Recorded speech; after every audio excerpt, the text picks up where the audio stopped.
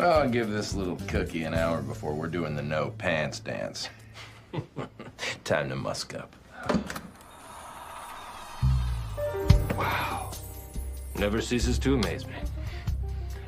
What cologne you gonna go with? London Gentleman or... Wait. No. Hold on. Blackbeard's Delight. No. She gets a special cologne. It's called Sex Panther by Odeon. It's illegal in 9 countries. Yep. It's made with bits of real panther, so you know it's good. It's quite pungent. Oh, yeah.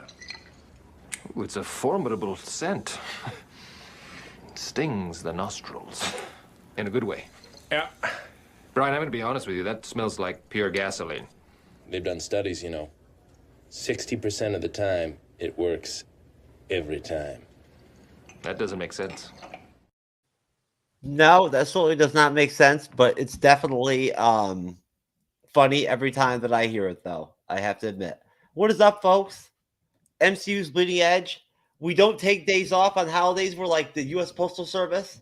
We are like whatever the fuck their mantra is or whatever. Like I forget their whole deal or whatever. But you know, we're the same thing. We don't take holidays off, any of that kind of stuff and whatnot. We just grind no matter what. So this is, I guess, what would be our first Christmas holiday special on the MCU's Bleeding Edge. What a shock! Hey Joss, what's up? Merry Christmas! And for this throwback MCU throwback holiday Christmas edition special, we have a returning regular guest in Renee, Loki's mom from the Podcast of Champions. What's up, Renee? Hey, what's going on? Same old shit. Just a different day. Merry Christmas. Merry Christmas to you too. And we have Johnny Fuentes. Is it Fuentes or Fuent, Johnny? For this purpose, Johnny Fuent. Johnny Fuent. And Johnny, I'll let you go ahead and introduce yourself real quick. Hey guys, good evening, good morning, and good afternoon. My name is Johnny Fuent, and I am from Fuent Chat with Johnny Fuent, a podcast wherever you hear podcasts, guest starring on the Bleeding Edge. There you go. You heard it, folks. And I'll try to make sure that I get a link from Johnny so I can put that in the description when we get done with the show. Well, tomorrow anyway. So basically, folks, long story short, Merry Christmas, Happy Holidays, and I hope everybody has a wonderful New Year's Eve and New Year's celebration and whatnot, and then a great 2023. I certainly hope that, Johnny, I hope you have a great 2023. I'm sure you will. I know I'm going to have one. And Renee, I'm pretty sure you're going to have a good 2023 as well. Well, I hope so. Thank you, and you as well. I think. Yep. I think 23 hopefully is going to be somewhat better. It's got to be better. Yep. There's no way. It has to be. There's no way around it. You know, not that 2022 was some kind of dismal year, because it certainly wasn't. No, you know, but I mean, I think that from an MCU standpoint, I think we're going to have a better year. You know, from a fandom standpoint in 2023, something tells me. I'm very optimistic. You know, and now that I look back at it, to tell you the truth, I don't think I really was all that optimistic about Phase 4 from jump. I really don't think I really was. I didn't know what to expect after what happened to Endgame. I wasn't cognizant at that point that we'd have this almost neutrality or this drop off. It doesn't occur to you when you're in the fandom, I guess. I mean, it's actually something I should put up as a poll, Johnny. It's like, you know, to fans, like, did it occur to you after you saw Endgame and the pandemic hit, right? You know, and COVID hit, that there had to be a drop off? Like, or did you just continue? I just kept rolling with the same expectations I always had. Well, to be honest, Kevin Feige said at first that it was going to be an experimental phase, just like Phase 1 was for the MCU, where they're going to be trying out new stuff. So, I mean, honestly, there was definitely movies that disappointed me. Thor, Love and Thunder was definitely a big one. But you did have some highlights. You definitely had Spider-Man, No Way Home, with nostalgia. Black Panther 2, you had Shang-Chi 2, not Shang-Chi 2, but Shang-Chi. And you had some neutral ones. Honestly, I wasn't a big fan of Eternals. I thought that was very disappointing, and apparently the numbers showed. One thing I'll say is when it came to the TV shows, they started off strong, but definitely ended up on a weaker note. Yes, I would agree. Renee, I think you would agree with Johnny on that one, right? I think Pretty much. yeah, it came. He called it on that one. They started Mhm. off really strong. When you look back at it now, in context of the context of having time passed, and you look back, what we initially got in those first 3 or 4 or 5 series are the best ones we got. I think.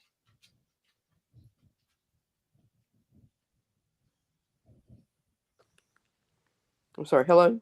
Hey, you there? No, I'm sorry. What was the question, Jeff? I No. I was just saying that to back up Johnny or reinforce his point. I think that the first 4 or 5 series that they released on Disney Plus, the Marvel series, were probably the best ones we got so far. Yeah. Oh, definitely. I think the first they really seem like they put their their best efforts into the first TV series, particularly WandaVision and Loki. Certainly, I think those were the best of the series. I think those were the all around the best 2 series. I mean, they both had pluses and minuses. You know what I'm saying? But and all the series did. But I think of the series, those were the best 2. And as John says, it kind of fell off. You just see it going down till it got to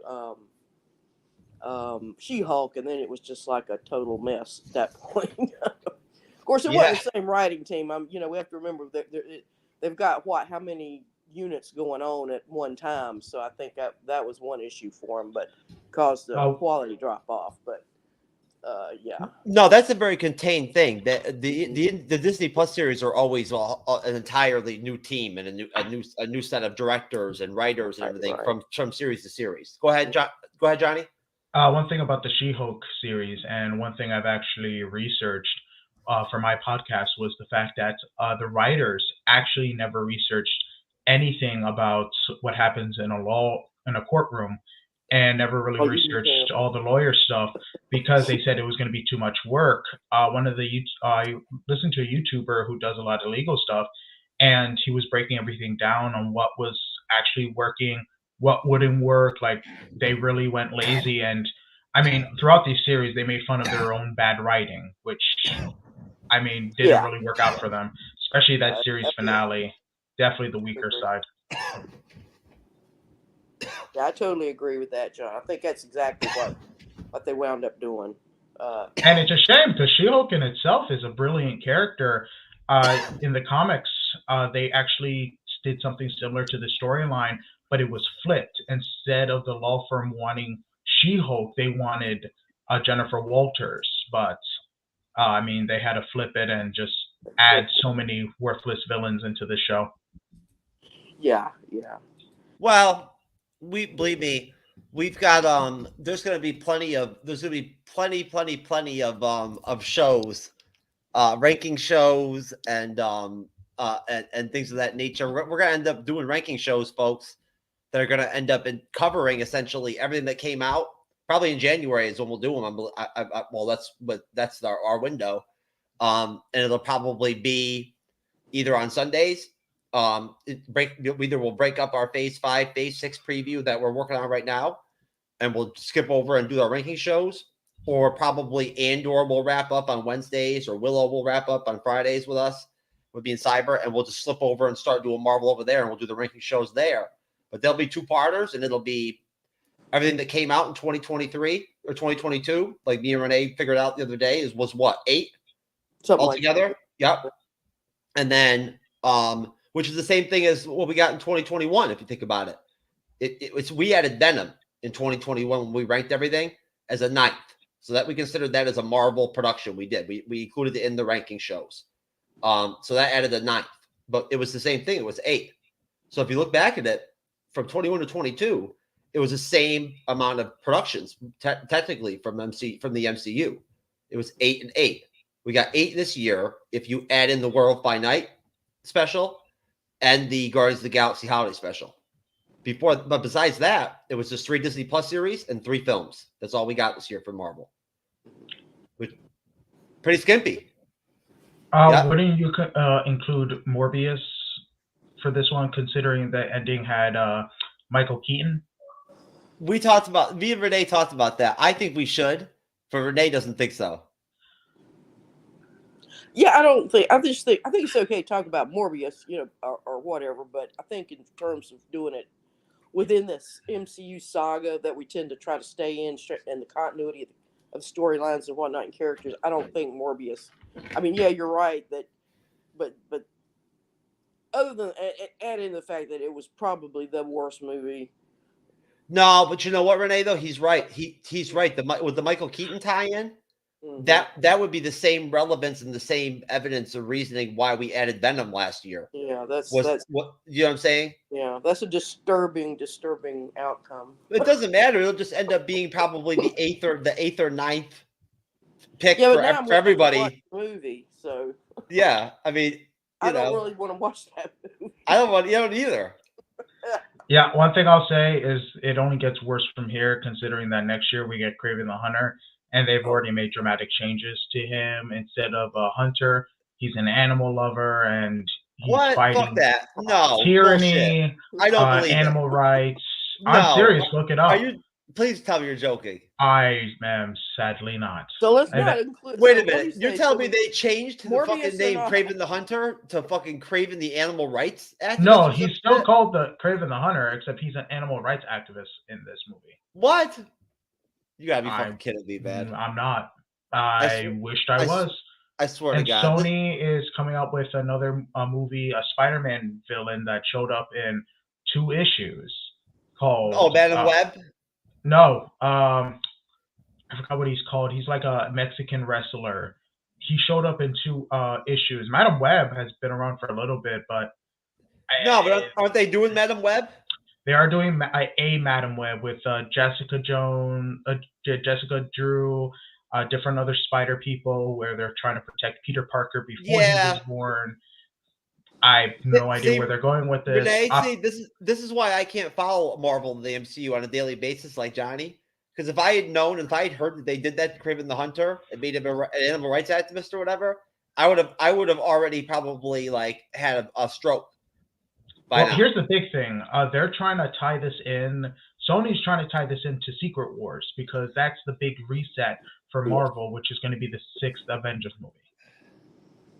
Well, that's we'll say, Johnny, please save that motif for the preview shows and whatnot and everything and whatnot. Let's actually let me finish my point just in that hey, what's up, Kyle? Merry Christmas. Make sure that you mention to your co-host and your brother over there and whatnot and everything that I wish him a Merry Christmas as well over there in Australia. Or is he already back home, Kyle? I can't remember. I know he was doing a month over there.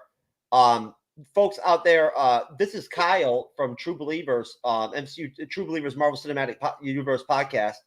And basically, his co-host, long story short,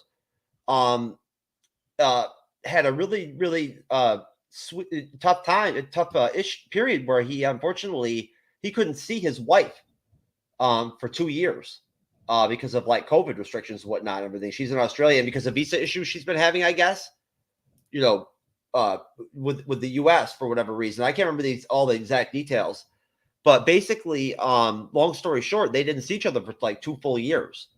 So it's been really sweet. I don't usually pay much attention on Facebook to people's posts and stuff and whatnot, but every time I see the pictures of him with his wife and everything and whatnot and how happy they look and whatnot and everything, it does make me cry inside. I won't lie. No, it doesn't make me cry inside, but it is very sweet. But no, shout out to Kyle, shout out to True Believers. Shout out to everybody that has collaborated with us and guested with us this year and whatnot, everything. We support and love all of you. And we would be talking, of course, of Kevin. I'm sorry, this took me a minute to actually remember who the hell I'm talking about. We're talking about Kevin, Kyle's co-host. But either way, so Kevin's in Australia. That's where his wife's from. Australia seems like a really cool place to me. I'll tell you right now. I told you, Renee, I did some Bandmade reactions with an Australian guy the other day. He was really fucking dope, man. I really liked him a lot. He was a really cool guy. Okay.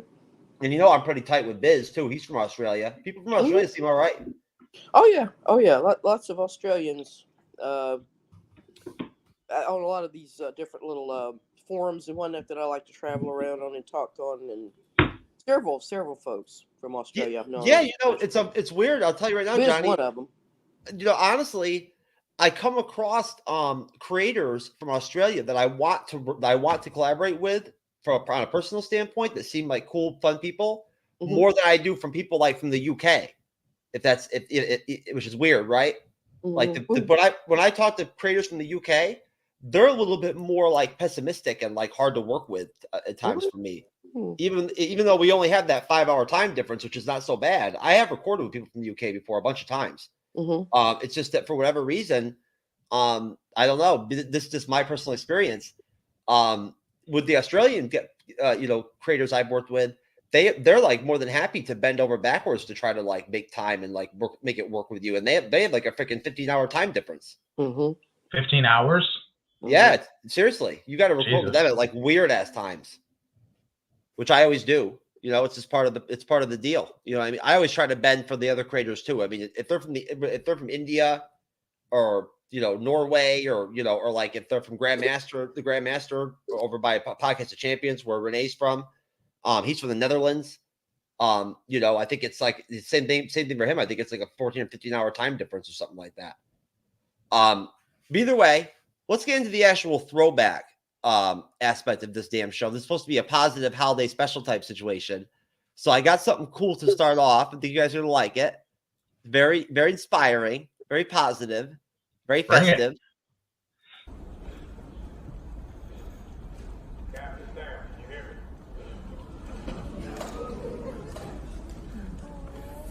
On your left.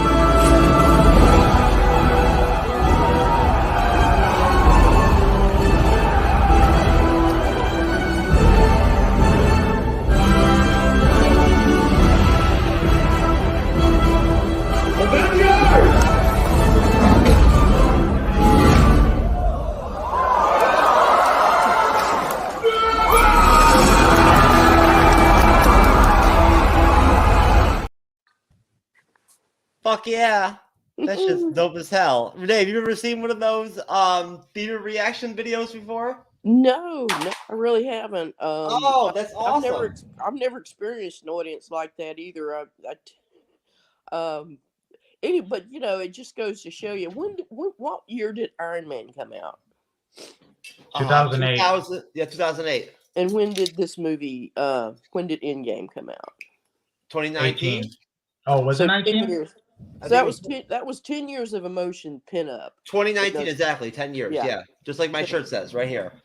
So that was 10 years. That was 10 years of waiting for that moment. That's what the MCU did. They took from that Iron Man 10 years before, and we'll just start at that point, I think, because that's when the story really started. I think, the Incredible Hulk and a few others were kind of out there also, but really it started with Iron Man. When Robert Downey Jr. blew up, with his own machine, with his own armaments, that's what really started the whole saga. So it ends with the whole Endgame mashup where everybody comes back that we've seen in all these movies, where they're going to come back. They're going to be heroes, every one of them. And that's what everybody in that audience was waiting for. And you can see it and you can hear it in that audience right then and there. So that's what Kevin Feige and Stan Lee and all the guys did. They made that moment happen. You didn't see Endgame in theater? Yeah, I saw it in the theater, but it was about maybe 2 or 3 weeks later. Oh, okay. I didn't see it initially. When I go, and remember, I tend to go at 3:00, 3:30 matinee. So I'm in there with a bunch of senior citizens. See, I go to like the latest. I usually, I go to like the latest. Edition. Like, I go to the 10:40. You know what I mean, or like whatever. The 11 o'clock. Yeah, I do. So no, when I went to see it, it was raucous. It was like that. It was like off the chain. Was it like that too for you, Johnny? Yeah, I went there Thursday for the premiere. I made sure to watch it when it happened, and yeah, I know everybody was screaming, everybody was going crazy when he threw the hammer, everyone was going nuts, but once he said Avengers Assemble, everybody started yelling with all of them. It was just that catching the hammer experience. Catching the hammer like set it up. Like definitely. Like that got people to like. That was the moment. That was everybody just stopped breathing for a minute there. You know what I mean? And then when he said Avengers Assemble, it was like, oh shit. Well, we knew. I think even fans knew that if anybody had the capacity to lift the hammer, it would have been Captain America, because he's such a straight arrow and such a good guy, and truth, justice in the American way. I mean, embodied with. It was honestly teased in Age of Ultron. I'm sorry. It was teased in Age of Ultron. Exactly. Yeah. There was that big tease, and you kind of saw that little look on his face, and you saw a little look on Thor's. Like, wait a minute, did I see that thing move? See, now I relate that, Renee, to what we were talking about the other night with Ant-Man 2, right? And the fact that we knew, anybody who knew the comics knew that was Kang's city, capital city. That was Canopolis in Ant-Man 2, in the quantum realm at the end, when off in the background. When Hank came down and when Hank rescued Janet and whatnot, everything, right? Like, nobody talked about it. For some reason, we didn't talk about it. We didn't get into it, but like, where the fuck else could it have been? Like, there was nothing else it could be. Well, what I mean? But when 2 came out, I don't think none of this, the whole Loki, none of that had been thought out yet, or had at least been revealed. So no, but that's why. No, but where I connected to it is just that, like Marvel knew, and Marvel Studios knew that, and some of the fans knew and some didn't, believed or didn't, that Steve picked up the hammer and moved it. That in Age of Ultron, they right. There were people that believed he did, that noticed it, right? Like Johnny just said, to where you could almost kind of felt like he did, and they knew the whole time and kept it in like on the inside. Marvel Studios did that was them letting us know that he could pick up the fucking hammer. He knew, Kevin Feige knew at that point that he was going to pick up that hammer in real life eventually. Yeah, but they had to hold it. They had to wait. And they did it the right way. I mean, they waited till the very last moment when the impact would have been the greatest, and that's when they did it. And it was just spot on. And see, I'm sorry, but Johnny, hold on. I'll let you jump in right in after me. I just want to put out there, if anything, wouldn't you guys agree with me that, I mean, this Endgame did not receive any Oscar nominations at all. Okay, now, and that's fine. I get it that the Academy doesn't like to nominate sci-fi stuff or like superhero fare or like the stuff they don't believe that it qualifies or whatever. I guess Well, you have to understand how they do that. I mean, and I think how the Academy Award, every one of these award shows, they have their own set of rules. So I think, like if you're a director, and you're then you nominate. I don't exactly know how that works, but I do know that nominations go out, and then all the people in the Academy, they vote on however they do it, and then they kind of keep chopping it down. You know what I'm saying? They normally don't nominate anything that's like Star Wars, right? Like What I'm saying, it's not. You want to say remember the Academy is made up of actors, directors. Yes. So it's people inside the industry. It's not some cabal that's sitting on them. You know, we want to think. No. That's how. And it's not even that big of a deal to me. It just is. It's a known fact that they typically don't nominate these films, these superhero films, these tropes. They don't find them to be applicable or whatever. Right. Now, didn't Joker win that year though? Well, they did. Now, Joker was a different kind of film, but here's the thing: they gave an Oscar nomination for Best Picture to Black Panther 1. They did, which was a cultural thing. They did that because of the cultural reasons and whatnot, because of the Black community and the African American aspect and whatnot, and and all that. That's why they did it. Well, that's why they did it. You know what I'm saying? But like the thing about it is here's my point. I don't even care. My point is this: at least that like battle scene after Cap says Avengers Assemble, that scene you see is so fucking epic, especially in the theater. I couldn't even imagine an IMAX what it must look like. I've never been to an IMAX before. I think once I went to one when they first started, but it was just not. It wasn't like a full film. But that scene was so wide. It was just so wide open that battle scene where they both sides charged each other, and you saw all the Avengers running and whatnot and everything. Like that was the most epic thing I've ever seen in my life in any film. I've never seen anything more epic than that, more breathtaking visually, like what I'm saying, and emotionally together. You know what I mean? Like that was beyond anything in the Lord of the Rings films that I saw. And there was some stunning shit in there too. And that's another whole 5 shows worth of conversations to talk about that and whatnot. And we're going to friggin' review the Lord of the Rings films at some point, folks. I guarantee we will. Cyber and I have already been talking about it. We're going to damn do it. And there's going to be two-parters on each one too, to give as many people as possible to get in on those bitches. So I'm sure there's probably lots of people out there in the fandom, in the overall fandoms that would like Johnny or Renee that would love to freaking review one of the Lord of the Rings films. Only the extended editions. Oh, what is that? So, what's the difference? If they're just longer? Maybe an hour plus extra. What are the extended editions? Is it all the stuff like the film that they cut out or whatever, or something like that? Basically, that all the extra stuff they cut out, like some of the scenes from the books, they weren't able to put into the movie because they made them long. I think Twin Towers and Return of the King are like 4+ hours, maybe 4.5. We got to remember, me and Renee, Johnny, we're still using VHS cassette tapes and shit like that, whatnot, and my television's still black and white. God bless you. Yeah, me and Renee are still fucking with VHS, like what I'm saying, whatnot, and everything, and rewind and fast forward, and I'm still working on the timer, how to get it. Yeah, there's no extended options or whatever and whatnot with those bitches. I mean, it's just the first video, the first record player I had, but when they came out, I think I probably got one about a year or two later. But I had a remote control, but it was wired. It was long remote control from the over to the couch. Right? That is I didn't have to get up. That is freaking hilarious. You got to be kidding me! A remote control with the goddamn wire on it. It did. I never knew that existed. Yep. That was it, man. I thought I was in tall cotton too. Did they have that same kind of remote? I had a 2 megabyte computer. Did they have that same remote control at the drive-in porno? Well, I guess you had to put that little box click it on your window. No, but Johnny, and go ahead, please make your point. But you guys at least get where I'm saying with this. I'm not saying you agree with me, but I mean, you get where I'm saying the concept, at least that they should have maybe, at least from a digital effects standpoint, or whatever however you would like label that kind of, that from a cinematography standpoint. I think they did get nominated for some of that. They did get nominated for some of that. I know they had a few nominations. I definitely think they should have won for music. Yeah. The soundtrack alone is incredible. Yeah, it is.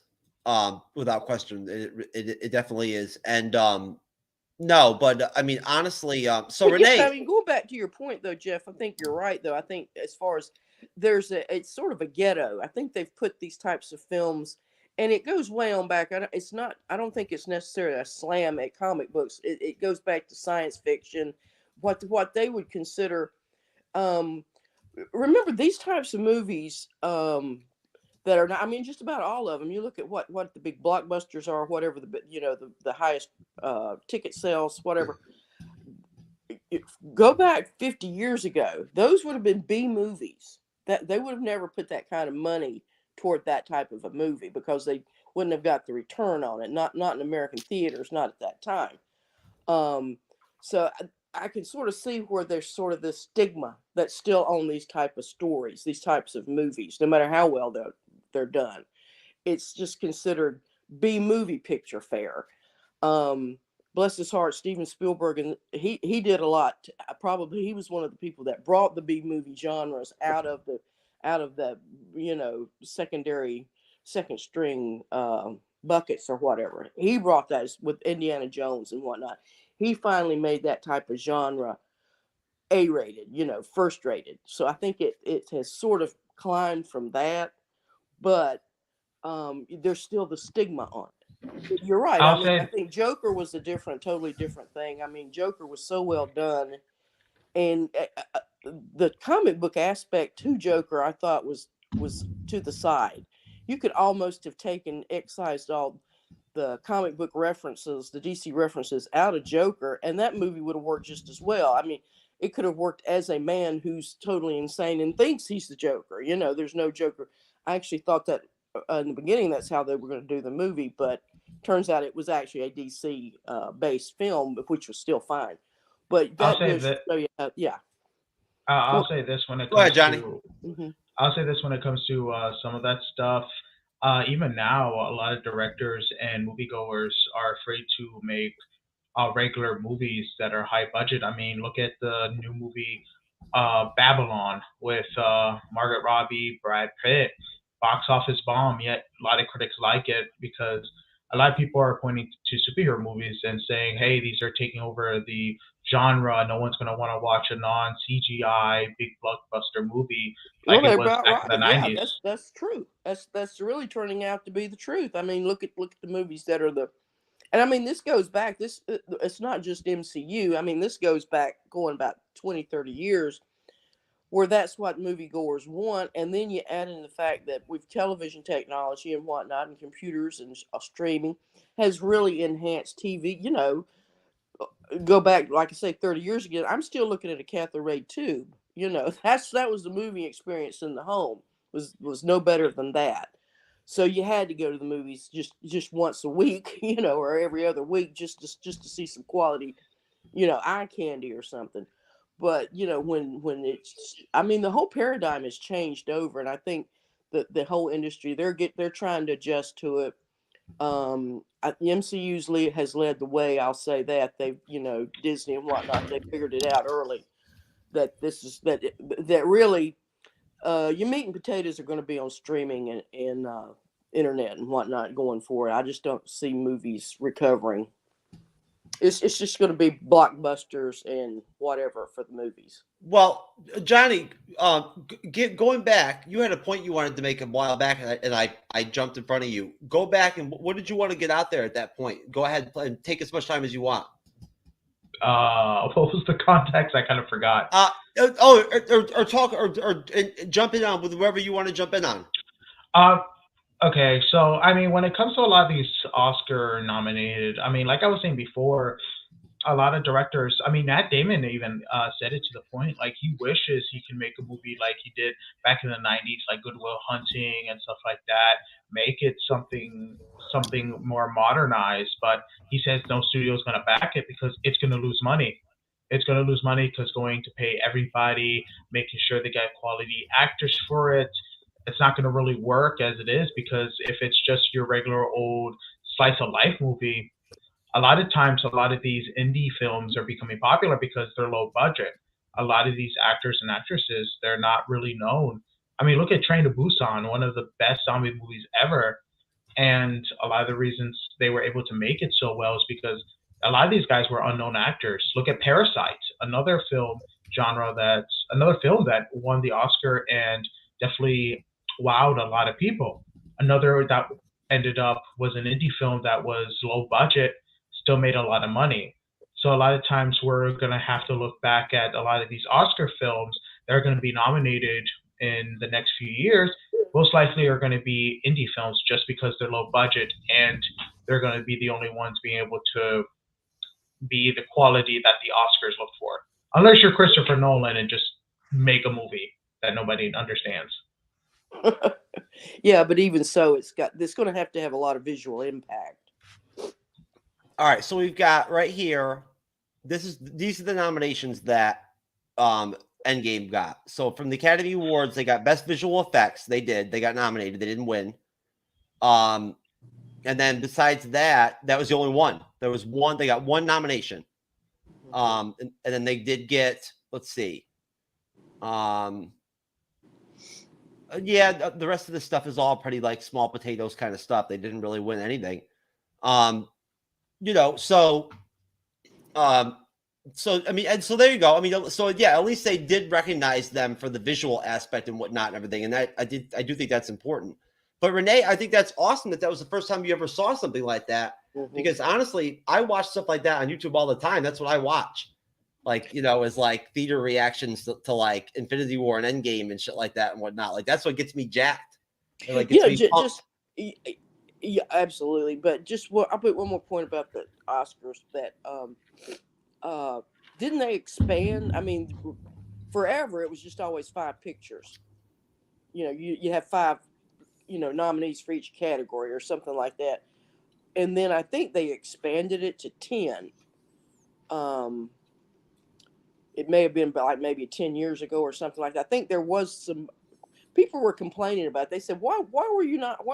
It's not that, all of a sudden we've just, they've been complaining about that for quite a while, fans and whatnot, and even some critics and certainly the people inside the industry and whatnot that are making these movies. Why are we not getting our recognition and whatnot? So yeah, then they expanded it, I think, so that they could at least give a chance to get these other films could get a nomination. You know what I'm saying? Because of the way their voting structure set up. So anyway, I do know what you're talking about. It's not like the Academy's trying to, they're saying, oh no, we're not. I think they're trying to figure out how to work some things in. And like I said, the whole industry, everything is changing. The audiences are changing. It's just we're just going to have to understand this is happening, and it's going to be different going forward. And we'll just accept the changes and keep going. And anyway, but yeah, right. You're absolutely right. I mean, just seeing an audience, you can, like I said, going back to my original point, you can see how all that energy had been built up and controlled and molded. And just like a wizard in his hands, whoever was doing it, whether it was Kevin or whether it was Stan Lee's spirit or whatever standing behind him, it really came to a point right then and there. And I think that's what we want again, the fans. We want that moment again. We're desperate for that moment again. And I think the fans are going to have to be a little more patient and a little more understanding of all the things that have gone on and all the changes that are happening now. And they're trying to cope with it. And yeah, they're going to make some, and like you said, Johnny said that it was supposed to be experimental. They said, yeah, we're going to do some different things right now. So yeah, when they do something and fall flat on their face, okay, let them, don't walk away yet. Just let's be patient and wait for the next movie. Well, Johnny, I want you to take the first crack at reacting to this. All right. So, who would like to start? Mr. Barnes, why does Sam aggravate you? 15 seconds to drop. So what's our plan? Great.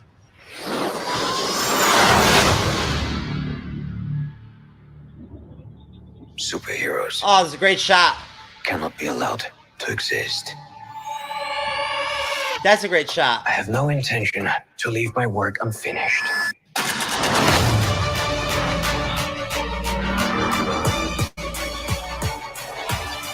The world's upside down right now. Where do we start?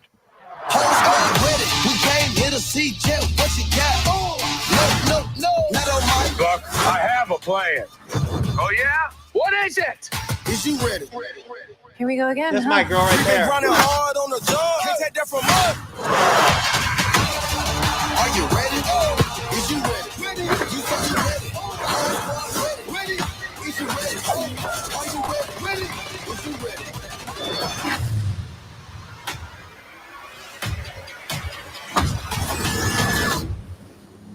Hello, girl, kick your ass. Aye.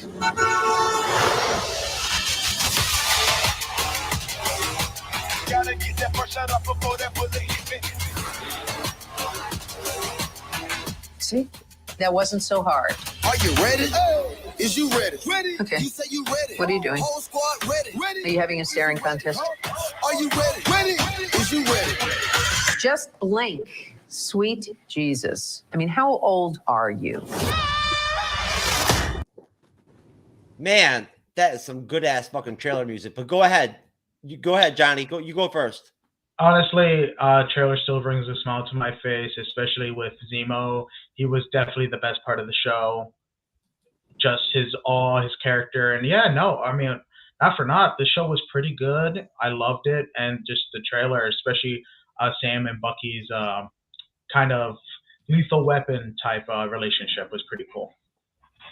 That's a great way to describe it. I love that's. I really like that you mentioned that lethal weapon type of dichotomy or whatever relationship and whatnot, because that's the same kind of like they vocalized that they expressed internally. Marvel did, Kevin Feige did, and his team, and I believe it may actually have been the writing / directing team on Captain Marvel.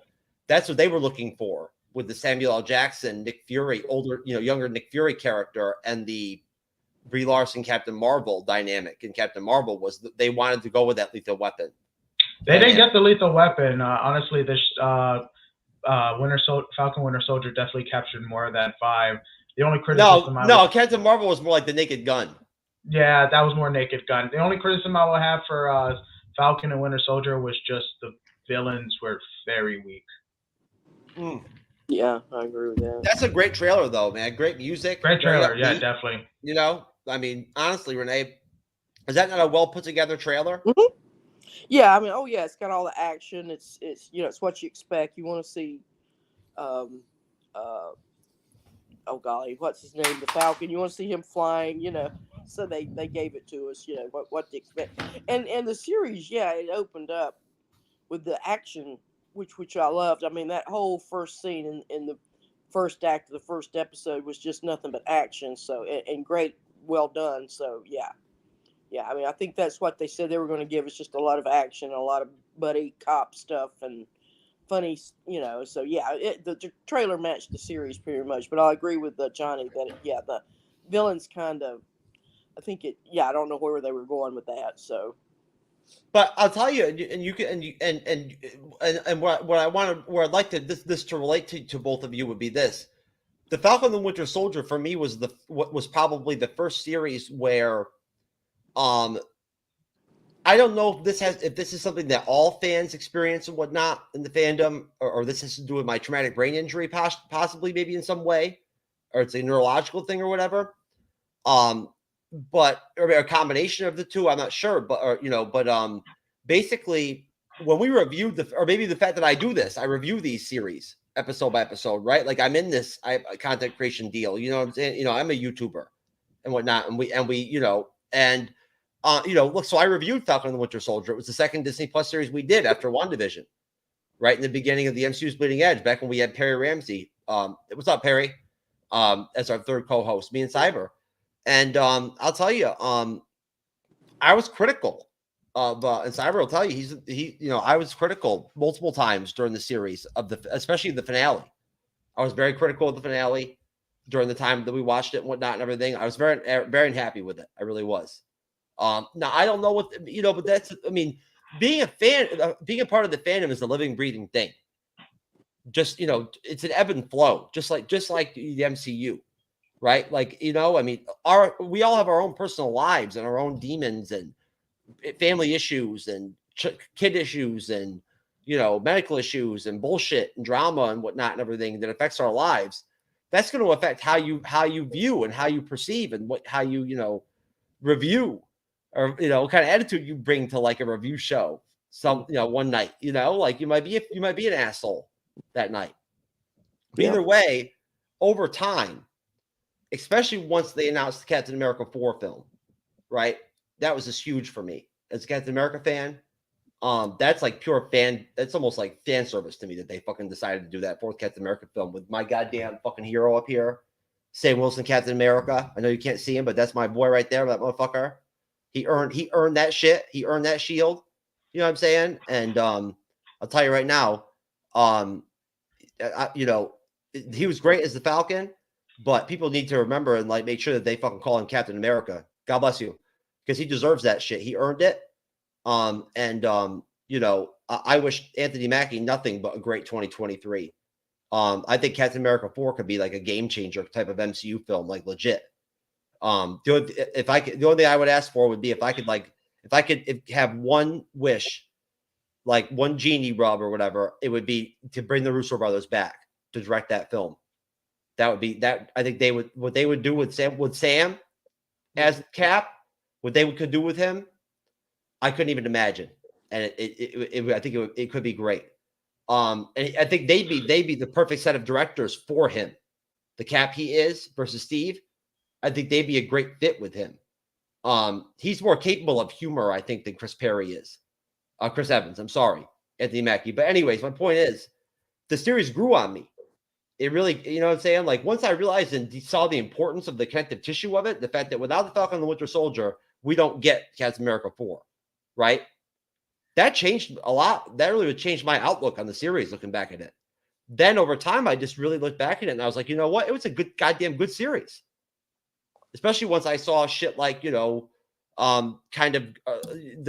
quality erode a little bit as we started to get into 2023 and whatnot. I was like, damn, I should have friggin' been more positive about this series. So was there any Disney Plus series or any MCU film that did that for you? Johnny, you want to go first? Let's see. That I Take liked, your time. that I hated and then liked as time went by. You don't have to say you hated, but you know what I'm saying? Like, I mean, I didn't hate the Falcon and the Winter Soldier. I didn't think it was all that great. I thought it was very uneven from episode to episode. It did not flow well. I mean, that one shot in the trailer with Sharon Carter when she's beating up those thugs, that was episode 3. That was a great episode, right? No, yeah, definitely. I mean, honestly, I don't think I have one. I liked most of the series I liked. Nothing really changed through time. You know what? Actually, one show that I was kind of getting bored of because it ended up having a slow beginning, but definitely crescendoed into something amazing was definitely Moon Knight. Especially the last 2 episodes, they were amazing, and I loved it. And going off of what you were saying with Captain America 4, one of the villains they announced is going to be the leader, which should definitely be something interesting. No, most definitely. Renee, is there anything out there for you that you feel like maybe you had a similar connection with what I'm talking about? Oh yeah, I've spoken about it before on other shows, and that was WandaVision. Yeah, and it and like and you made a good point there talking about how we as individuals take our first takes or whatever on a product. We had a bad day. We just whatever, we were distracted, we couldn't get our mind focused on what we're and that's going to play into it, particularly when we're kind of like in our situation where we have a schedule, we have to see this TV show or this movie because we're going to talk about it here.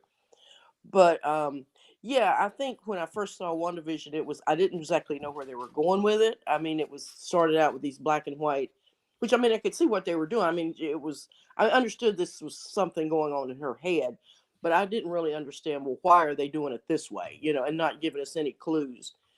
So it kind of went, I watched it all the way through. And I think the whole, my attitude from the first episodes affected me, going forward from that. went ahead, but I as a matter of fact, I wasn't doing the show. I didn't watch it because I wasn't doing Bleeding Edge with you guys yet. So I actually stopped watching it. That's what happened. I watched a couple episodes and just couldn't. Getting closer to when Loki was supposed to come out, and I was definitely looking forward to that. I said, well, I'm going to go back and watch WandaVision just to get it, just so I'll know what's going on. And when I saw it that time, it really improved. I mean, then I caught on to it, and I see now, and I actually got more engaged with the characters at that point. And then I saw what they were doing, and I said, oh, okay, yeah, I really misjudged this whole TV show. So it really wound up becoming, in retrospect, my favorite MCU TV show. Yeah, so that was a big game changer for me, and there were a few others I've had opinion changes on. I'm always flexible in that sense. I mean, I'll go back and give something a second chance and even a third chance. But yeah, that in that particular case, that's the one that jumps out at me. I think that's I mean, hey, I think that is a compliment, since you already know that I picked WandaVision as my #1 MCU release last year on the ranking shows. I was the only person that did. So there you go. Thank you for complimenting and supporting my pick, Renee. I appreciate it. You're right. You're right.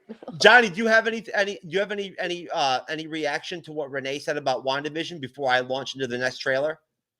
Honestly, I mean, I've stuck with it. I remember I was watching with my dad, and we were like, what the heck is the first 2 episodes? And then it just bloomed into something. So I could definitely relate to what she was saying, like a confusion, craziness until like episode 3, and then everyone was trying to blame Mephisto.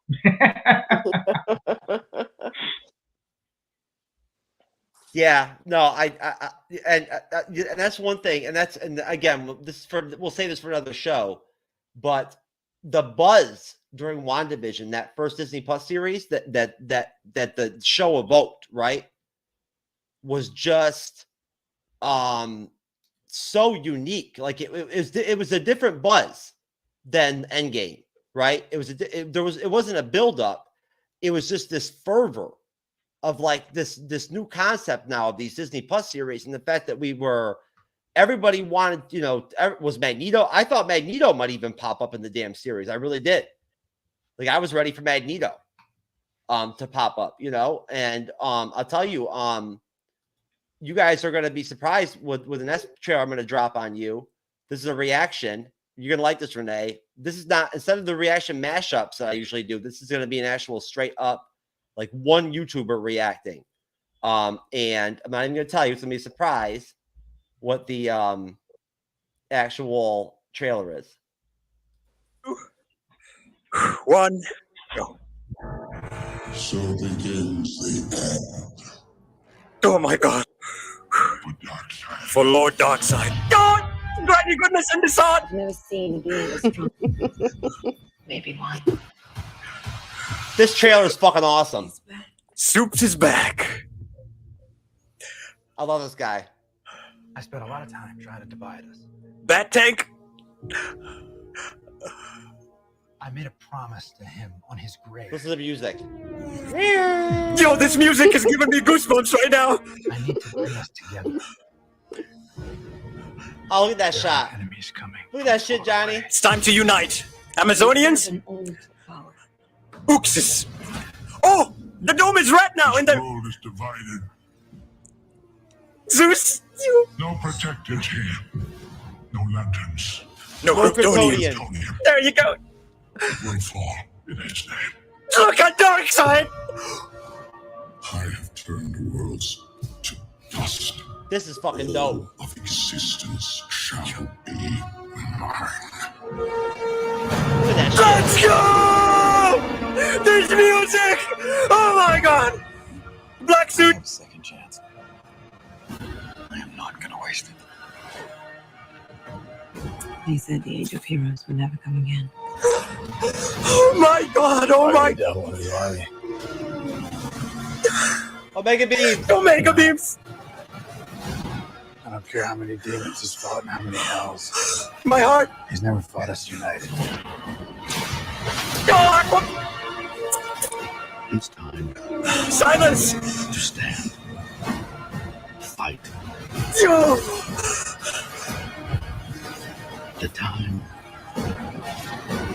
is now. No!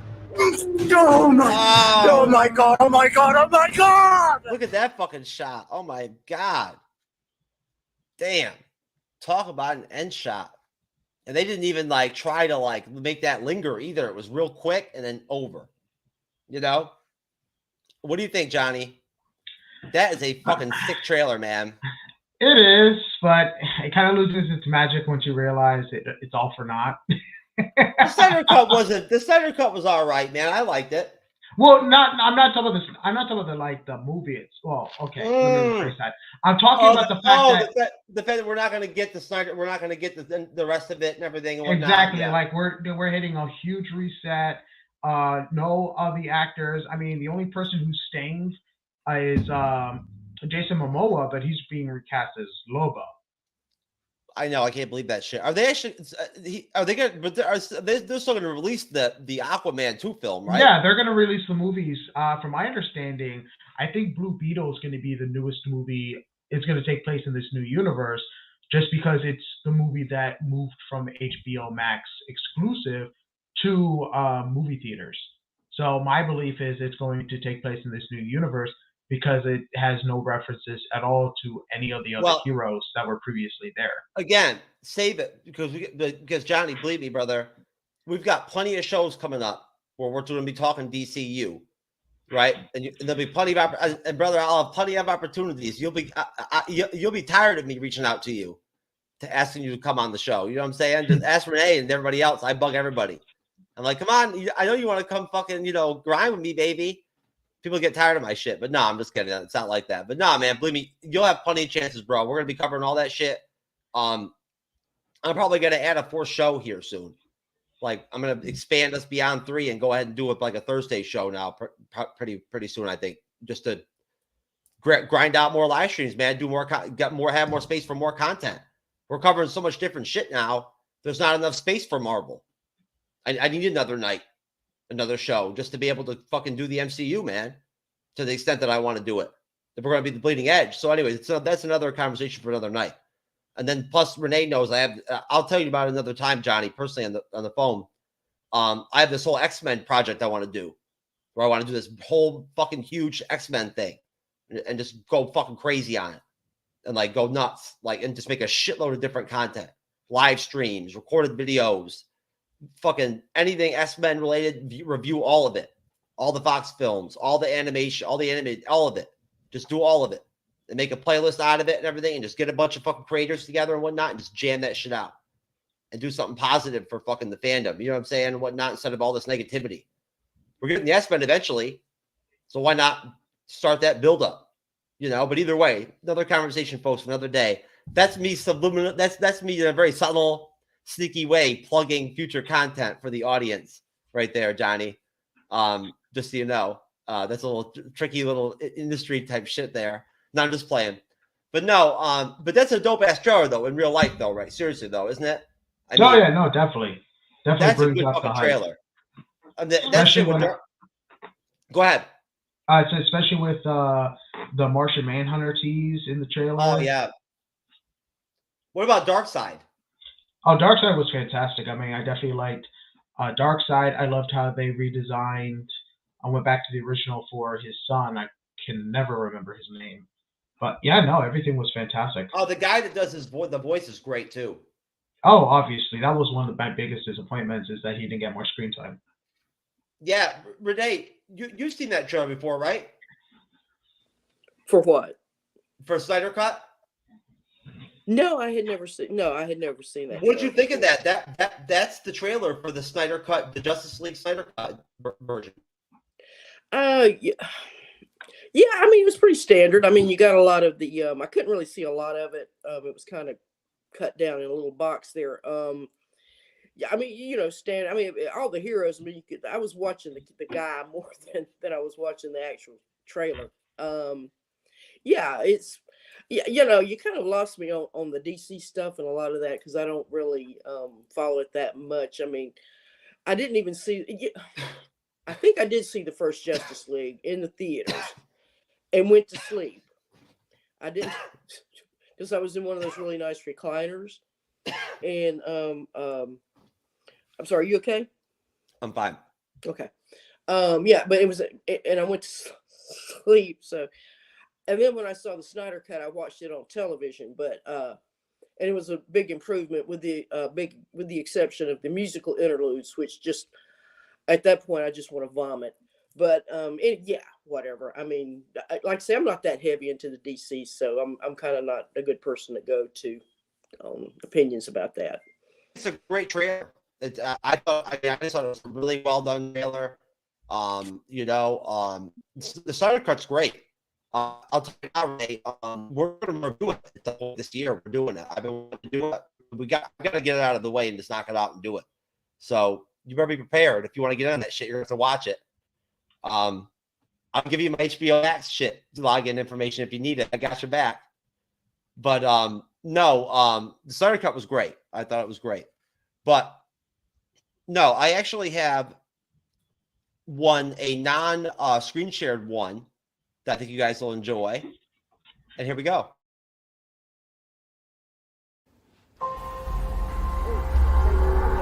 That's an awesome opening shot. The entire time I knew him, he only ever had one goal. Oh, come on. I thought it was exactly on color. To wipe out half the universe. Yep. He gets all the Infinity Stones. He can do it with the snap of his fingers. A bull. That's awesome. That's awesome. What's his name again? Thanos. That's so cool. What a great. I hit him. Yeah. Oh, they had the Infinity Stone colors on the marbles. Wouldn't students see who he was then? Yeah. We have an advantage. He's coming to us. So I'm making suit? Yeah. Oh, that was so cool. So that's what we use.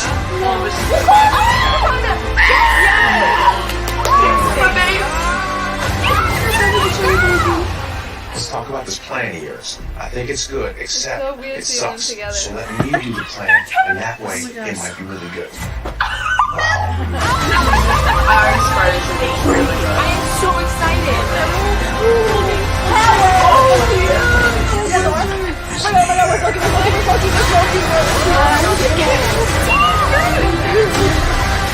I'm done.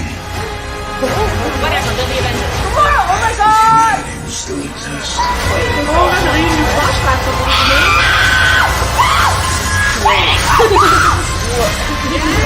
what's going on? Oh my god. He just crushed the Infinity. The Tetra. I did not expect that. Oh my god.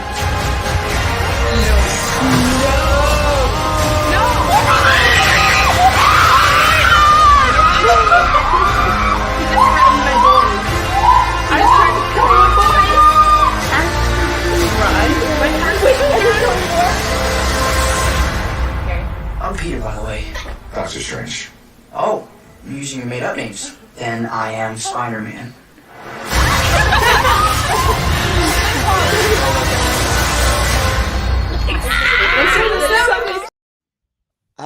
This shit is dope. A lot of screaming. I'm telling you, that Infinity War 2 trailer was fucking awesome, man. That may be one of the best shows I've ever seen, I think. Honestly. Renee, what do you think? Could you actually make out the trailer in that one? No, not well. No, I was just kind of looking at the different reactions of the fans. Oh, I see. Okay. Well, I actually have, believe it or not, I didn't. It's not that I was prepared for that, but I actually have regular trailers like loaded up and whatnot and everything where there's no reactions. It's just straight trailers for us to talk to. So I'll just switch to that. Okay. But Johnny, I know you've seen these reaction videos before and whatnot, and everything, some of these before yourself and whatnot, I'm sure, here and there, right? You probably seen that one before, right?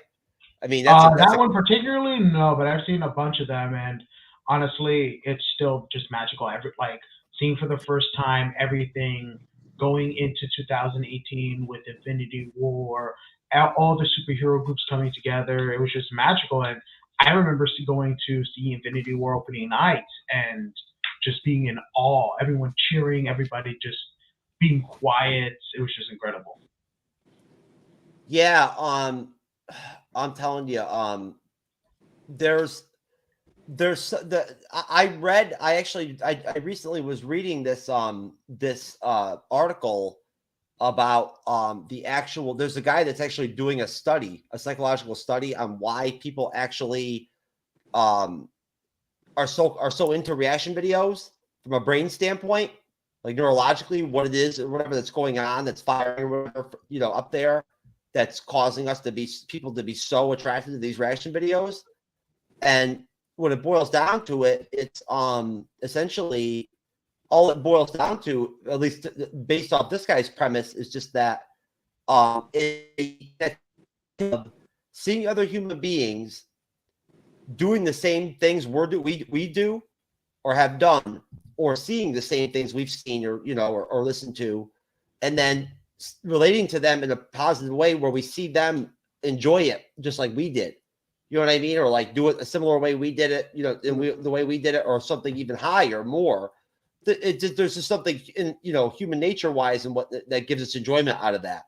Yeah, it triggers endorphins in our brains. Yes. For community, because that's what we kind of lack now. We don't have a lot of community experience, and particularly in the last few years. I mean, with COVID shutdowns and everything, and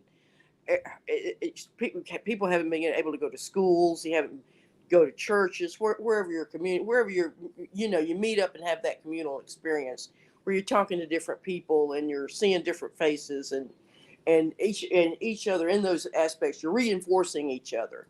And I think that's what this psychologist is probably getting at, without reading anything about his study, just based on what you told me, was that that's what he's looking for. What happens in the brain? What neurons trigger, and what endorphins will that also release in our brains that will give us a euphoric, a happy, contented feeling?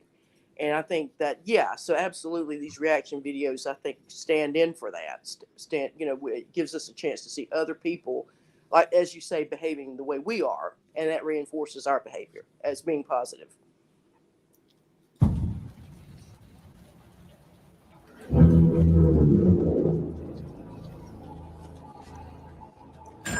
Police! Hands up! Stay still! Get out of here!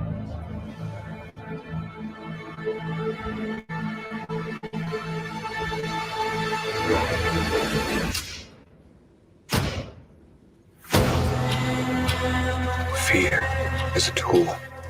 But when that light hits the sky, it's not just a call. It's a warning.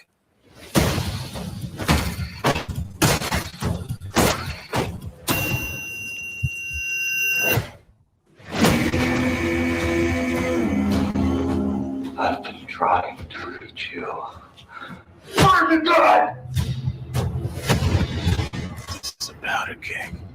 And where there's the match. I can take care of myself. If this continues, it won't be long before you've nothing left. I don't care what happens to me. It's only going to get worse for you.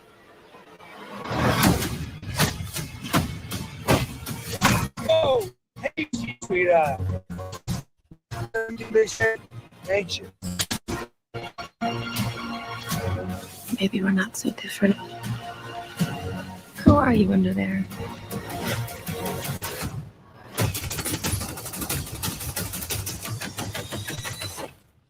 I'm vengeance.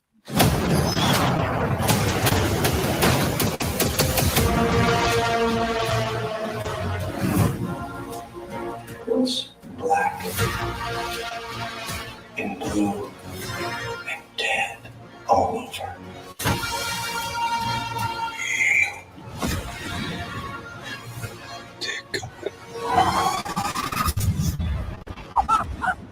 I got you! I got you!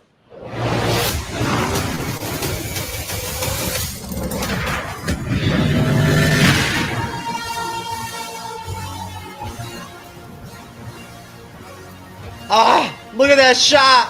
Holy fuck!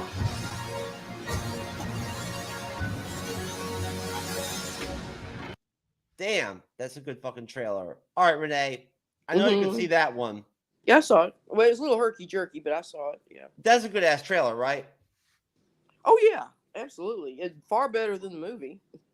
Oh, yeah, without question. But trailer-wise, though, I mean, trailer-wise. No, the trailer-wise, it had that's a good trailer. It had all the good action scenes, that from the movie. So yeah, they kind of spoiled it. They gave you all the meat and potatoes right then and there. But yeah, the whole that really made me want to seeing that trailer made me want to see the movie. Absolutely. I mean, because that like you say, that final shot where the flames and everything, and you can tell the cape and the ears and everything, and yeah, so great trailer. The movie kind of a snooze. Yeah, I don't think it was a snooze, but Johnny, what did you think of that? Did the trailer was that a driver for you? I was already all in just off the teaser Batman trailer. Honestly, the one thing that the trailer did was reinforce. Well, it just dashed everybody's doubts about Robert Pattinson, because that was the biggest thing that a lot of people were going after, which was kind of weird, because for me, it kind of reminded me of when Heath Ledger was first announced as the Joker, and now he's regarded as one of the best Jokers. So for me, this helped dash a lot of my doubts I had for Robert Pattinson. And honestly, I actually loved the movie. I thought it was really great, telling a story. Not to mention we're getting HBO Max series, and it's just expanding its own universe. I like the movie too. I think it was too long. I think they could have cut like 20, 25, 30 minutes of the film, and like it would have been more tight, and it would have I think that the film would have came off better. Like the energy of the movie would have been better, I think, if they would have trimmed a little bit of the fat. Yeah. I think the especially the finale of the movie and whatnot, like the final scenes, they really string them out. And they're kind of boring and shit and whatnot and everything and whatnot, So it was a little anticlimactic, but it was a good movie. Matt Reeves is very, very talented. He really is. And that shot at the end of that trailer where they flipped the fucking shot from Penguin's perspective, like horizontally, to where he's on the ground and you see Batman like that. Like, and then it morphs into like the Batman, the red Batman, which I love. The red. I love the choice of Nirvana for the trailer music for both the trailers. They use that same. You don't see that very often. They use that same Nirvana song for both trailers. And I'll tell you right now, the Willow series. The best part about it for me so far has been the soundtrack. Like last episode, they had a cover of Soundgarden "Black Hole Sun" to like close out the episode, and that shit was dope as hell. The episode before that, they had Metallica "Enter Sandman." They had a cover of that by a woman, whatnot and everything. It was pretty dope. Like that it's been dope. The soundtrack, the show not so good. But no, Pattinson, you're right. That it did. Honestly, Johnny, I can honestly say that that's one of the coolest things about being here on the Bleeding Edge is that I watched that evolution with my guests and other creators and whatnot as we would watch anybody. This is kind of an inside trope, like on the Bleeding Edge. Andrew from GNN or like anybody any of the like our old school regulars will tell you I overplayed the fuck out of these Batman trailers. All the time, like any chance I could find, I would play these trailers during shows, like out of nowhere, just because like I fucking loved them so much. I love Batman so much, right? I never doubted Pattinson as Batman ever. I worried from jump. I didn't think he would be able to pull off Bruce Wayne, and I was right about that. His Bruce Wayne, I don't really like, to be honest with you, compared to like Well, that's the problem. If I can jump in, that Pattinson was my problem. He's just, I don't think he had as Batman, he's fucking great. Well, yeah, but then he's got the Batman suit on. Anybody's going to be great in the Batman suit. I mean, have you seen me in the Batman suit? I'm not that great. Yeah, George Clooney, all I'll say. Would have been. Look at how they did Michael Keaton. I mean, who would have thought Michael Keaton could have filled out a Batman suit? But when I wear my Batman suit, I'm gonna have a baby leg sticking out of my fucking my front like crotch plate or whatever. Anyway, but no, I mean that was my. You got to have the strong Bruce Wayne. I mean, Bruce is actually he's the human aspect of it. The normal aspect, the person that's like us. We don't. Of course, he's a rich guy, but even so, he's still a regular human being. He's not somebody who puts on a bat suit, who runs around in a bat suit.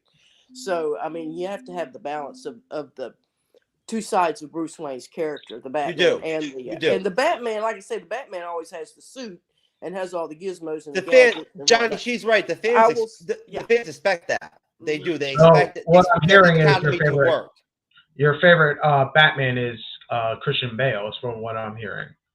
Mine is. Yes, Christian Bale. I think. I think they all bring. I'm not going to say one's better than the other. Christian Bale brought to that particular way that story was told. Fuck that. Christian Bale's my Batman. I'll tell you right now. Michael Keaton did it with a more I don't want to say less grounded in reality. I think what's happened. I think that Batman series really was grounded in reality a lot more. Even with the wild characters. Whereas the Keaton, I think that was more comic bookish. It was more frivolous. I mean, they were willing to be more ridiculous than that and get away with it. So I think his character really balanced out his particular Batman. Bale's balanced out his particular Batman. Yeah, it did have some Dick Tracy vibes. It did. Mm-hmm. Those initial Batman films and whatnot and everything. But that's still though. And the best Bruce Wayne, I think, is Ben Affleck, but his Batman kind of sucks. So I mean, but hold on though. That's the thing though, Renee. You didn't see Snyder Cut, so you don't know. No, I did see Snyder Cut. Oh, you did see Snyder Cut. I saw both of them. Okay. Yeah. Oh, all right. And that one. I was gonna say because Affleck's Batman and Snyder Cut, I thought was really fucking good. It did improve. Yeah, absolutely. I agree with that. I think they were able to bring more of that out of his character. But as far as Bruce Wayne, I mean, my God, he had with that chin. I mean, Ben Affleck's got the Batman chin of all of them. So. Well, either way, hey, you know what? They're gonna do a second film. Matt Reeves is obviously very talented. I think the second film is gonna be better than the first film. I thought if anything, I thought that what's her name Zoe Kravitz was her Catwoman was kind of a joke. Like she was not. I mean, she was not. I'm not saying she's a bad actress. I'm saying whatever they were trying to do with her as Catwoman, it didn't work for me in the film. It didn't add anything to the film to me, like really, or I didn't get anything out of it. Certainly not anything like the Michelle Pfeiffer performance in that second Batman film with Michael Keaton. That Michelle Pfeiffer Catwoman performance is like classic. Well, I will say about this. Go ahead, Johnny. So the biggest thing about that is you got to remember when it comes to this Catwoman, they're going a little more grounded. I mean, Michelle Pfeiffer, she falls off from a building and her cats resurrect her and with a bunch of other stuff. She has 9 lives and some type of superpower. With Zoe Kravitz, it's a lot more grounded, and she's not herself Catwoman yet. She's like early in her career, being able to do a couple of other stuff, but she hasn't evolved into the Catwoman from the comics. That's the biggest thing about that as well, is the fact that it's still early in the career. With part 2, from my understanding, they may be doing No Man's Land from the comics, where we're going to be introduced to a bunch of new villains, considering that when we last left Gotham, it's completely flooded. Yeah. Mm-hmm. Yeah, and I'll tell you that it's actually very interesting, to tell you the truth, because last night, so I was watching reaction videos and I was playing around, and I actually threw in the search bar on YouTube the Batman trilogy trailer reactions, and I saw some of them. And the first one was a tribute reaction to Heath Ledger, right? And whatnot and everything. And it was the first time I'd ever seen the trailer. for the the second film with Heath Ledger and whatnot and everything, where he was outstanding. And deserved the Oscar that he won, without question. But honestly, I watched another type of reaction, Renee, where I was watching somebody react to the actual second half of the third film, the Dark Knight Rises film. Like that was her whole. It was like a 20-minute reaction. I sat and had that in the background, and like while I was working here, and I was listening to it, and she was crying and everything and whatnot and everything, and but like I hadn't watched that film or like experienced those scenes in that the Dark Knight Rises in so long, that it was really like wow. Like I mean, I'm telling you, it just hits home like now that we're having we're seeing these trailers and whatnot. I've got to go back. I don't even care, folks, about the stats or whatever, or if anybody cares to see it or whatnot. I'm gonna end up going back and reviewing the freaking Batman trilogy with Bale, just because those fucking movies are so good. Dark Knight Rises is outstanding. Duke, going back to what we were talking about, the Oscars, I do think Batman, that was the movie, the second Batman was the one where people really started complaining, because Heath Ledger did get nominated. And no, he won. Nominated and won. But I think there was why didn't that movie get nominated as Best Picture is what people were saying. It's well done. And it was. I mean, it was a spectacularly well done movie. Well, no, if you think about it from a standpoint, I mean, and again, I don't want to get into this heavily, but from a standpoint, when you make a film like that, you're working off the same checklist as every director's working off of on any film. You know what I'm saying? Like you're covering all those same concepts and those same, it's all the same. It all encompasses the same concepts, right? Like the only difference is the genre or the trope that you're fleshing out and in your production, right? Exactly. That's it. So at that point, it's in a way you're kind of taking away from the people who behind the scenes that produce the films. You know what I'm saying? Like when you don't nominate them for these awards because of the fact that they're superhero films, right? Right. Yeah, I think you make a really good point. I think there should be. I think that the cultural and societal relevance of a film, that impact should matter. And should be weighed in on. I'm trying to think. I think Johnny, would you get what I'm saying with that? Yeah, no, I get what you're saying. Don't you think that should be taken into consideration to some extent, in some way? I'm not saying like a fan vote or some shit. I'm just saying like once you have something like Endgame or whatever, or Infinity War, you know what I mean? That fervor, that buildup that there was, and everything and whatnot, how big it was. That's impactful. That should matter. It is impactful. It does matter, but I mean, some people will argue that it's not, that it's just child stuff. But I don't know, man. It's probably going to take another few years before it gets to where we want it to. Well, still though, at the same time too, when you make a lot of money, when you make the Endgame is the second biggest box office film in history.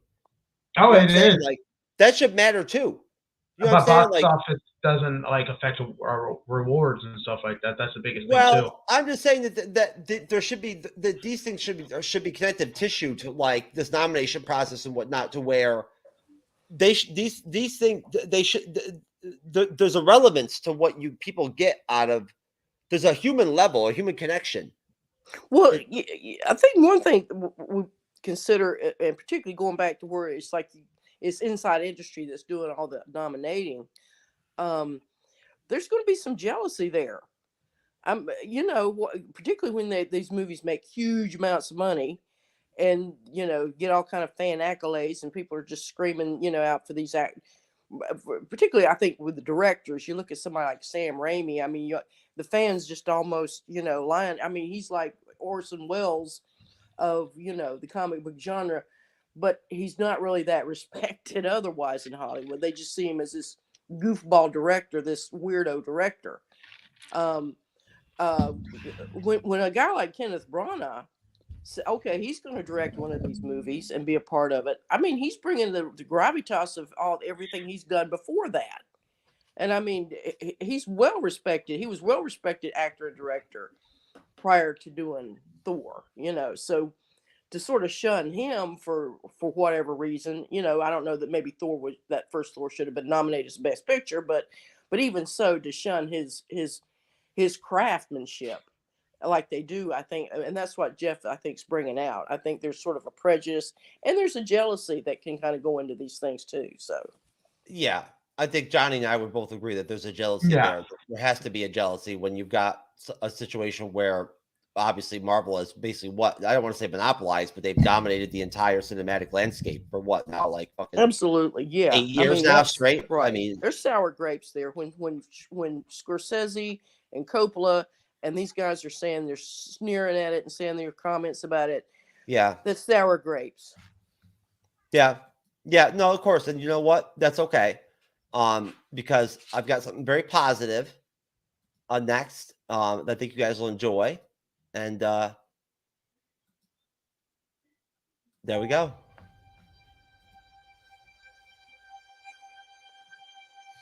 I love being with people. It's the most incredible thing in the world. What are you doing? Oh, this is nice. That world may change and evolve, but the one thing that will never change, we're all part of one big family. We are Groot.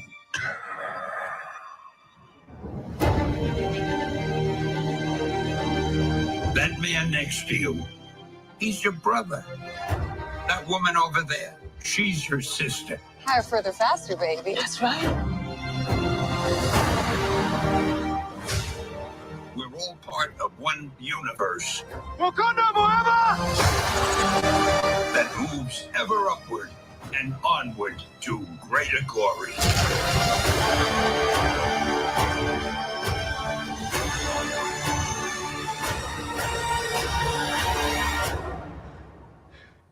On your left.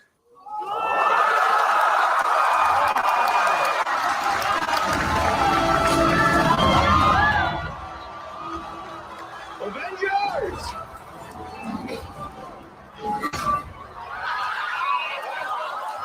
Assemble.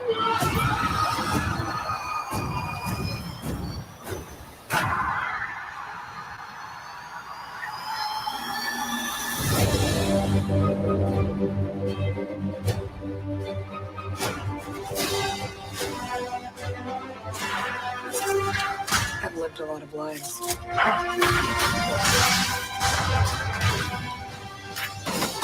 But I'm done running from my past. We have unfinished business. Who's we?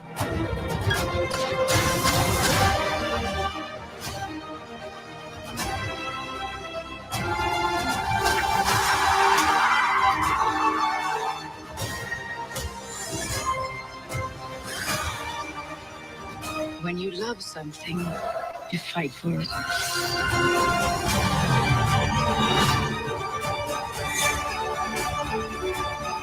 We're the ones who changed everything.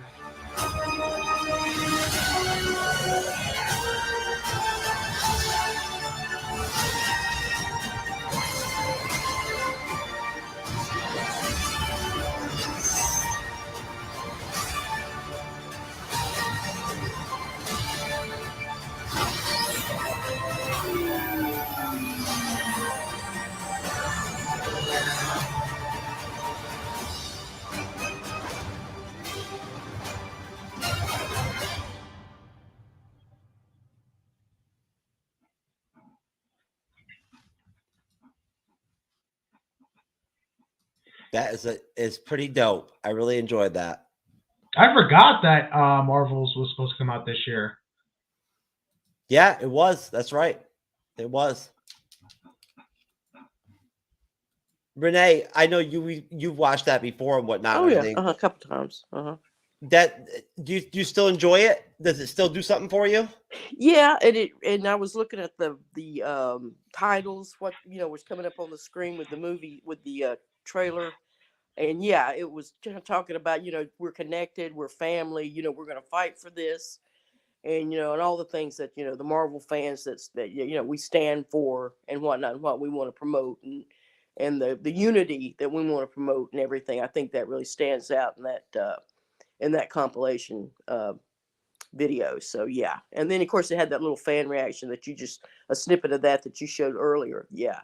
Of the fans reacting to that, Avengers assemble, and it was that. Oh, like yeah. I say, it was that moment. It was that finally that catharsis was let loose. What'd you think of that, Johnny? When you the first time you saw that Marvel Studios celebrates the movies and whatnot and everything, like I felt emotional a little bit to some extent when the first time I saw it. I'm gonna be honest. This was actually the first time I've seen it. Oh, really? Wow. Yeah. What are your thoughts? Oh, I mean, being 2020, end of 2022, and already seeing most of these. I know, but hearing Stan Lee's voice though, like that and everything and whatnot. Oh yeah, no, hearing Stanley's voice was amazing. Honestly, just seeing how far we've gone, and I mean, with how many releases that Marvel's doing, I mean, think about it. It took from 2008 to 2019 to get through Thanos, and it's only taking 2020 to 2025 to do Kang. It's definitely a big difference. Well, that may be connected to the permanent erectile dysfunction that I picked up from She-Hulk episode 7. That may have diminished the amount of years it takes to your establish. manhood was destroyed. Yeah, to establish the main villain, like it shrunk my penis, and the amount of years it takes to where they could do Kang in 5. You feel But me? didn't have to go far, did it? I don't even think Agents of S.H.I.E.L.D. is canon anymore.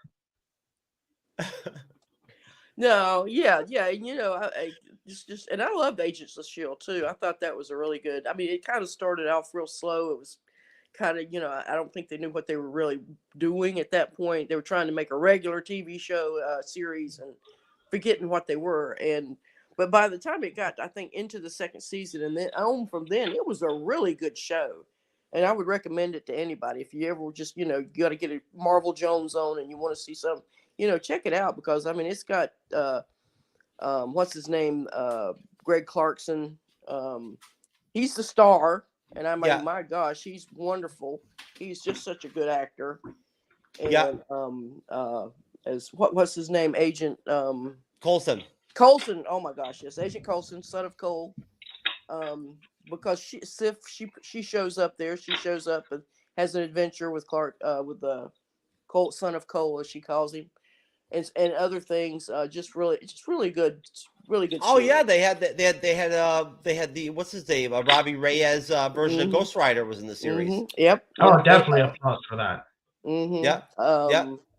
They actually dealt with their own little multiverse type saga. They did, in that, and they had they had time cops also. They had those they were robots though, but they had this ability to transverse time and whatnot. And they would go hunt down people that were screwing up the timelines and whatnot. So they sort of had that in there. And then I think they kind of even went to a couple different verses. They wound up in another verse that wasn't the originally one they started at. So yeah, it got wild and it was just a lot of fun. So yeah. Well, and it's on Disney Plus, yeah. So you can look at it anytime. Oh, Johnny, if you got to go, man, that's totally fine, brother. Thank you for using the private chat to get a hold of me about it and whatnot and everything. So we'd be happy. We'll let you go, brother. It's Christmas. It is Christmas overall, man. Yeah, I loved having you. Definitely. Yeah, brother. listen, we were happy to have you on. Thank you for coming on, like, out of nowhere. Renee, I talked to Johnny at like 4:00 about this or 5:00 or something. Mm-hmm. So, and he manned up and whatnot and everything and jumped on and whatnot. So, he's a pro. He's a pro. He's a trooper. So we appreciate that, Johnny. We really do. We respect that over here in the Bleeding Edge. Thanks for jumping on with us and whatnot and everything. And like I said, man, we've got a lot of really interesting Marvel fun, like fun fan type like content to make. Like ahead of us. I'm looking forward to it, especially the Andor this upcoming Wednesday. Oh, that's right. You are doing Andor with us on Wednesday, aren't you? Yep. Oh shit! You know what? I better write that down and remind myself. Here I am. Look at me, Renee. I probably forgot this already. Johnny is on Andor, and folks, I'm gonna use this as a plug right now, shamelessly. We're doing Andor episode, I believe it's 9, on Wednesday this week coming up. I'm not sure what that date is exactly. What is that? The 2nd? I don't know. Oh, either way, on this Wednesday coming up, we are doing Andor episode 9. Giants will be on with us. Jassam is gonna be back with us again. My friend over there from the left coast, over in California. My Rizzle buddy. Syra will be there. I think it's actually my turn to moderate too. Hey, you never know at that point what the fuck might happen. But Andor has been pretty damn good so far, and Renee may end up having to go and watch it at this point, just because every time she doesn't think something's going to be good and doesn't watch it, and then I convince her to watch it, it ends up being really good and she loves it. So, right, Renee? Yeah. There you go. So most of the time. Yeah, that's why I advised you not to get involved with Willow. Yeah, right. Yeah, No, I wasn't. You know, despite the marvelous music, I wasn't. Nah. No, Johnny. Listen, please go ahead and before you take off, go ahead and mention your podcast really quick and whatnot and everything, and how people can find you on TikTok and all that and whatnot, because that's how I found you. Yeah, so if you guys are definitely interested in following me, I am on podcasts. I am on Spotify, Apple Music, Apple Podcasts, Pandora, Stitcher. Just look me up at Flint Chat with Johnny Flint. Right now, I am on hiatus until the first of the year, taking a little break. But yep, 31 episodes in, and if you want to listen to my TikToks on what I have to say in the meantime, it's Johnny Flint. So yeah, check me out on wherever you hear podcasts. It's been a great honor to be with the Bleeding Edge. Merry Christmas to everybody, and yeah, I'll talk to you guys later. See you guys. All right. Hey, all right. We'll see you soon, Johnny. All right, bye. All right, and now there are 2. Yeah. So, anyways, folks, Renee and I think Renee, honestly, how long have we known each other? Has it been over a year? About a year. I think it was just right after first of this year that we hooked up. I think, yeah, probably in January, somewhere around in there. Well, I'll tell you, honestly, it's unfortunate, what ended up happening with the, over at the Champions and whatnot and everything and all that. But at the same time, the fact that I have you that came out of it, is, one of the biggest Christmas presents I could have gotten. Oh, thank you. So honestly, I don't know what percentage to credit to, how to proportion or whatever, how well we do with women, to you, right? Well, a lot of it's for you, Jeff. I mean, Oh yeah, I don't think that's how it really is. Face of yours, come on. No, I don't think that's what it is. I don't. But no, I forget what it's on I have it on my cell phone. I forget. We're on so many platforms. I just get confused.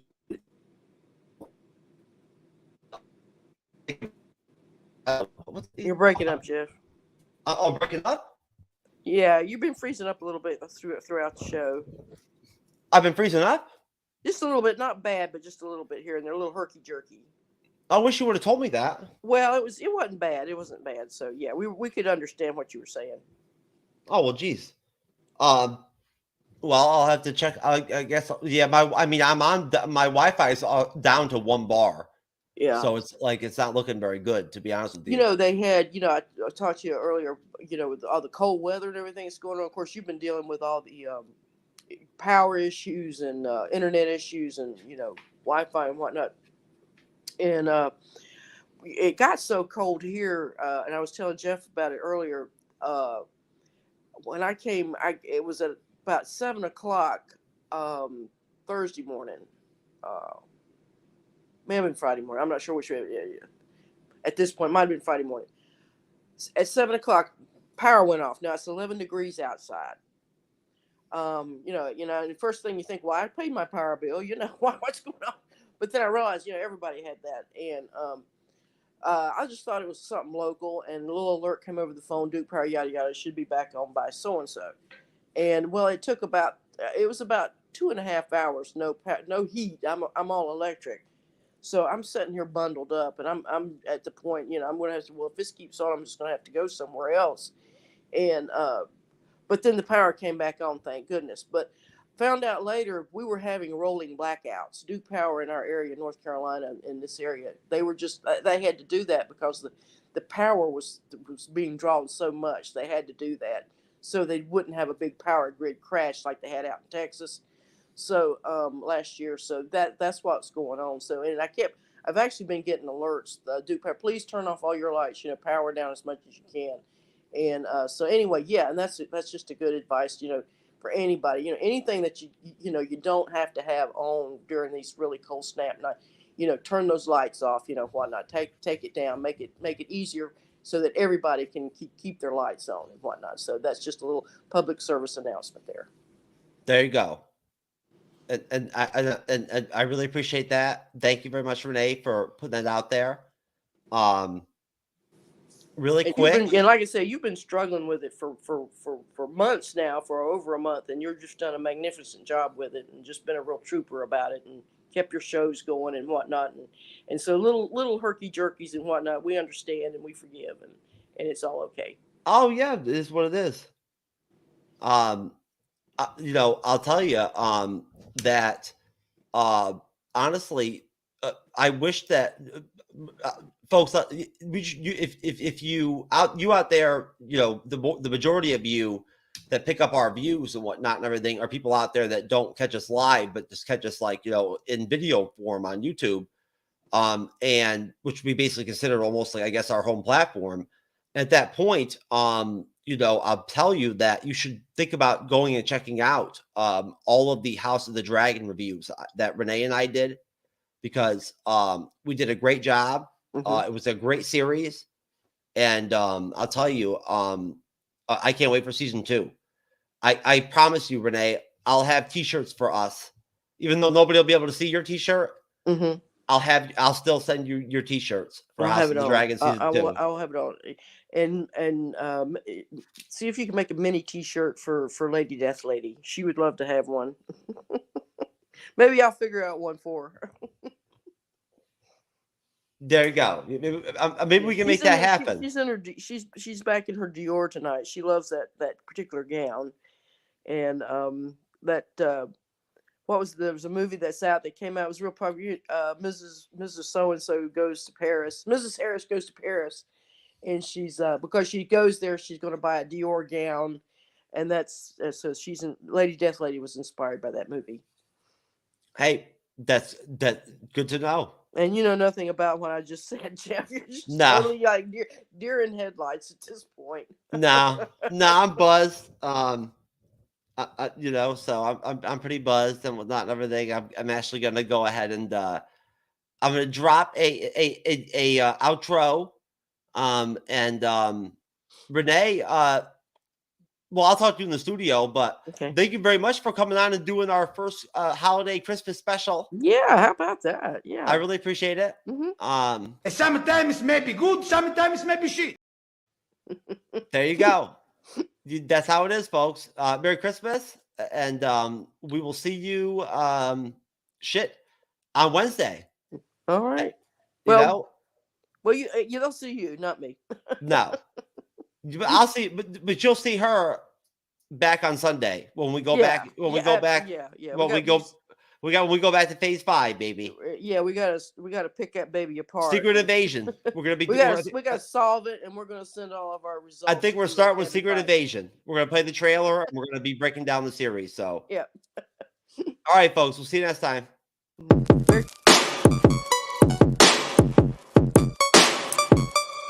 It's going down.